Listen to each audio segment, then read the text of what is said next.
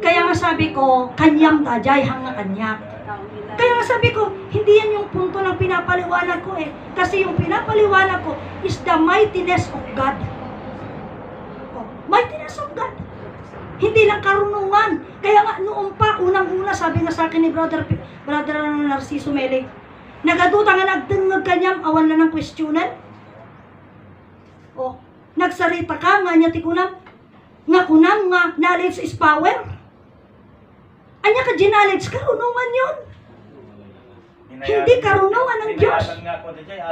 Oo, ngayon sa binayadan. Anong Tagalog ng knowledge? Karunungan. Oh, kanino yun? Oh, hindi gano'n. Kaya nga sinasabi nga nila, ang buhay, hindi karunungan yan. Dahil takit pan nakabalin. Iti pan nakabalin, hindi karunungan. Hindi karunungan yan. Ang buhay, hindi karunungan. Kaya nga sabi ko sa inyo, itiin tayo nga panangam mo. Dito yan nga maiayos ang aming di salita. Pero ito ay panakaayos na nga. Dejay, di ko na, adya salitan, hanga may pilit.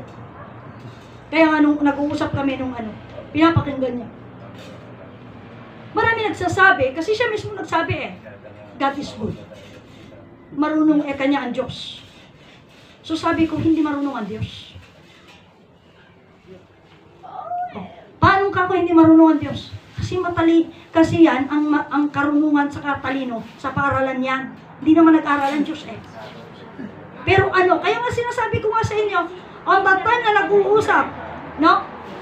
Na ang sabi, knowledge is power. Oh. Question ako ni Brother Narciso Mele. Oh. Ano ang knowledge? Anong power? Oh. Yung power na nasa sa ating katawan, yun ang buhay. Bakit? Sabi niya sa akin, may knowledge ba yung buhay mo? May karunungan ba yung buhay mo? Walang karunungan ang buhay mo? Oh. Anong mayroon sa'yo? Anong naibigay? Ano ang Diyos? Sabihin mo, knowledge is power? Power yung Diyos? May knowledge yung Diyos? Wala. Anong mayroon ng Diyos? Wisdom. Ano ang wisdom? Panakabalin. Mga DJ, panakabalin. Kaya nga, naging langit siya, naging lupa siya. It's not wisdom, hindi yung knowledge yun. Kapangyarihan, almightiness. Ganun po yun, mga kapatid ko. Kaya nga, sa atin, kailangan nating malaman, kailangan natin, hindi lang yung kung ano DJ, kasla DJ, kanayon day baga nga, God to be glory. Oh, God to be glory. Okay. At apay, Lord to be glory. No, God to be glory. Apay niya, tikay na sa munti, God to be glory.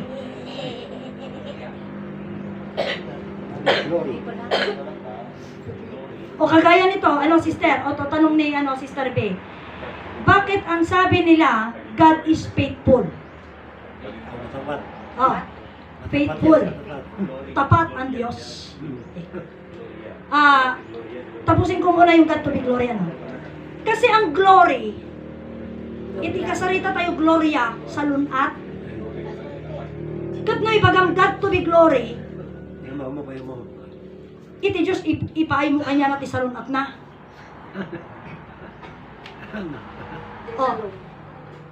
Aji Diyos ti maipaayan ti sa lunat, uno di Diyos ti mangipaay ti sa lunat. Diyos ti mangipaay ti sa lunat. Numno ko na God to be glory. Isot ikam ngamin. Isot ikam. O, di ba? Kaya nga sabi ko, kung hindi mo maintindihan yung salita, gaputa, kaslapod nung mata na ka, mabalinan. Haan. Oh. Kaya nga sabi ko sa inyo, mamanungal daw, di kaya nga nakamansaya ganda. Apay kasta dayta, kuna namon ni Brother Petronio, ado mo anak na yan, gano balasan. Kasano ko mga dana na nga, kita nga isurat anak na.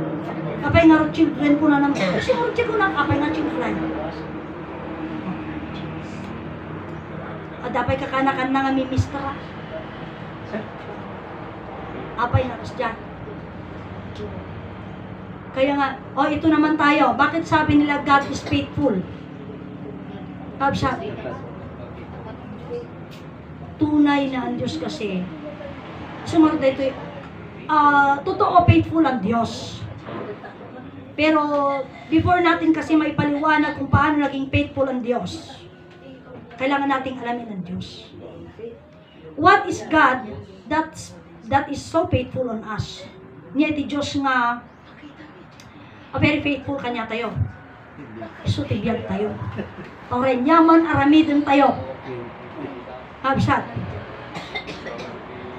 Han nga Si Papa Lubos. Si Papa Lubos. si papalubos na tayo. Kasi dita. Haan mo, ang behavior mo ti Diyos mo. Diyos ko, madimit din niya. Kaya nga sabi ko nga sa inyo,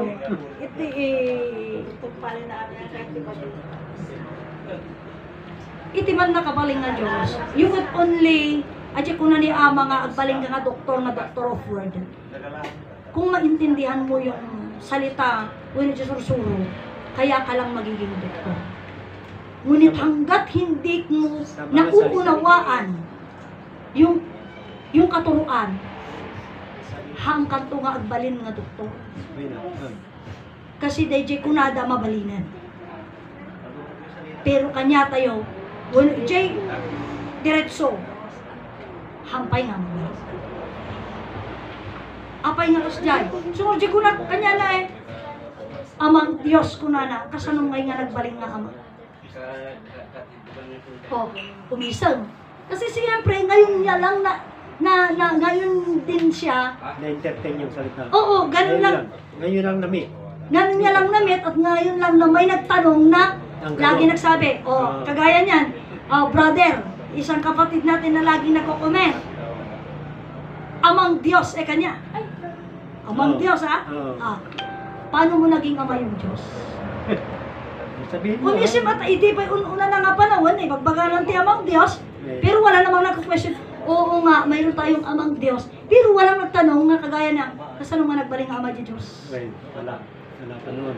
Diba? Meron na. So kung na kanya na, kasano nga nagbaling nga ama di Diyos? Kung ata di Diyos nagbaling nga tao, Kat nagpamilya. tata di Diyos nagbaling nga tao, nagpamilya, kasano nagpamilya? Naglabing-labing da. So adin di parte ti, God is love.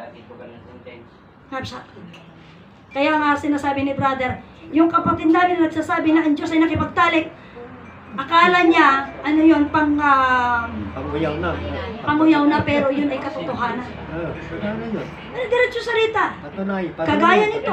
Kaya nga sabi ko sa kanya, alam mo kasi sabi ko, Diyos, alam mo sabi ko nga sa kanila, tingnan nyo ha, iti Diyos, kanya, kuna tayo nga naggapo tayo iti Diyos. Galing tayo sa Diyos. Pero ang tanong, paano tayo galing sa Diyos? Di ba? Paano tayo nagmula sa Diyos? Di ba? Paano tayo nagmula sa Diyos? Kaya nga ito yung usapan niya, paano tayo nagmula sa Diyos? Pero Diyos salita. Kasi sabi ko nga, amang Diyos ka mo, dahil yung Diyos mismo, di ba? Ang Diyos nga, yun yung kasi unang-unang sinasabi ko sa kanya, ang Diyos kasi hindi tao. Kasi ang Diyos ay verbo. Na-encounter mo na ba yung salita na God become man and word become flesh? Ibig sabihin, ang Diyos hindi siya tao, kaya nga naging tao eh. Yun yung usapan. Naging tao siya kasi hindi siya tao. Hindi siya tao, kaya nga naging tao siya. Kasi kung tao na siya, hindi na siya naging tao kasi tao na siya. Hindi na maging tao. Hindi na maging tao. Kaya nga salita eh. God become, ang Diyos naging. Kasi hindi siya tao. Kaya nga yung sinasabi ninyo na Santissimo Trinidad, Kabsat, na sinasabi na pag nagpakasal ka sa simbahan, tatanggapin mo ang Santissimo Trinidad. Ang katotohanan niyan, mga kapatid ko, hindi sa simbahan tinatanggap ang Santissimo Trinidad. Kasi ang Santissimo Trinidad, yun yung naggawa sila. Oh, nag-lovemaking sila. Nag-lovemaking ba sila doon sa simbahan ng dami-daming tao? No. Oh, ang ganda ng attire nila, ang gaganda. Walang naghuhubad doon. Maliban kay Kristo na nakalami na doon. Oh, pero hindi naghuhubad kasi nakahubad na dati. Ganun yun.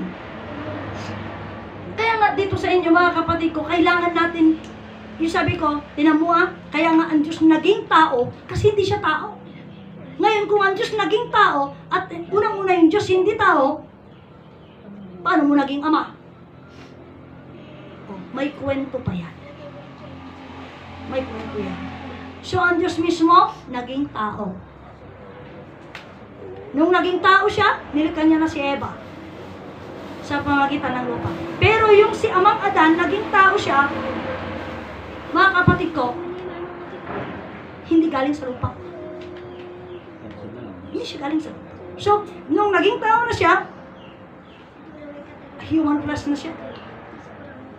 Pero, nung naging tao siya, hindi pa rin po pwede, mga kapatid ko, na diretsong salita, amang Diyos mo na siya, hindi pa. May mga proseso pa yan. Mga kapatid ko. Kaya nga, isa pang bagay ikaw, ilan ng anak mo? 3 daw. Paano mo naging anak ng mga yon? Yun na. Tulungan naman dito yala. Kunanan. Dahil sa buhay. Kaya nga yun yung salita. Adan Salvador El Niño. Yun na yun. Kasi yung Diyos naging tao, siya si Adan. Na si Adan ang Salvador El Niño.